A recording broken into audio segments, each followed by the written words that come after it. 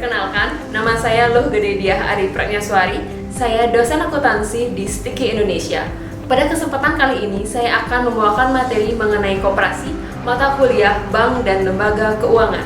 Koperasi, menurut Undang-Undang Nomor 25 Tahun 92, adalah badan usaha yang beranggotakan orang seorang atau badan hukum koperasi yang melandaskan kegiatannya berdasarkan prinsip koperasi sekaligus sebagai gerakan ekonomi rakyat yang berdasarkan atas dasar asas kekeluargaan. Di Indonesia, ide-ide perkoperasian diperkenalkan oleh Raden Arya Wiraatmaja pada tahun 1896 yang mendirikan sebuah bank untuk para pegawai negeri. Mula-mula, koperasi tumbuh sebagai usaha spontan yang dilakukan oleh orang-orang yang mempunyai kemampuan ekonomi terbatas serta akibat penderitaan sosial ekonomi yang tumbuh dari sistem kapitalisme. Kemudian, mempersatukan diri untuk menolong diri mereka serta ikut mengembangkan kesejahteraan masyarakat sekitarnya. Adapun fungsi koperasi yang pertama adalah membangun dan meningkatkan potensi ekonomi para anggota dan juga masyarakat secara umum, sehingga kesejahteraan sosial dapat terwujud. Yang kedua, koperasi memiliki peran aktif dalam meningkatkan kualitas hidup anggotanya dan juga masyarakat.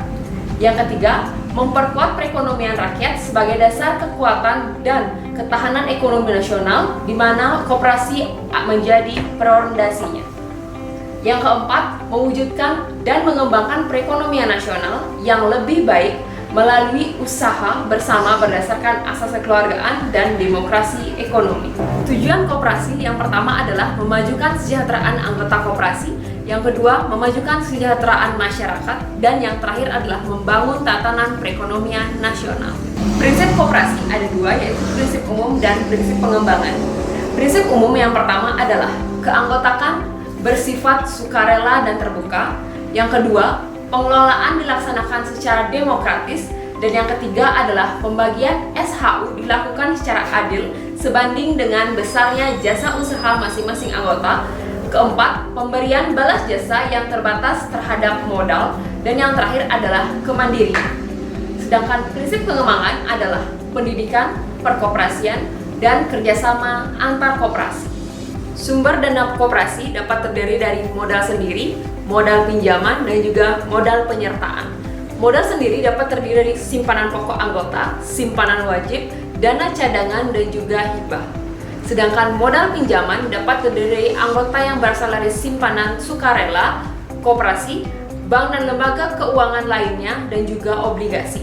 Sedangkan modal penyertaan dapat berasal dari modal penyertaan dari pemerintah atau modal penyertaan bukan dari pemerintah. Jenis-jenis koperasi berdasarkan luas daerah kerja dapat dibagi dua, yaitu koperasi primer dan koperasi sekunder. Berdasarkan usahanya dapat terdiri dari koperasi simpan pinjam, koperasi serba usaha, koperasi produksi, dan koperasi konsumsi. Berdasarkan anggotanya dapat terdiri dari koperasi pegawai negeri, koperasi siswa, dan koperasi unit desa. Yang terakhir, berdasarkan lapangan usahanya dapat terdiri dari koperasi peternakan, koperasi pertanian, dan lain sebagainya. Keuntungan dari koperasi adalah koperasi memunculkan insentif untuk bekerja. Yang kedua yaitu manfaat bersama. Yang ketiga, masing-masing anggota memiliki kekuatan dan dalam pengambilan keputusan. Dan yang terakhir adalah dukungan publik yang sangat besar.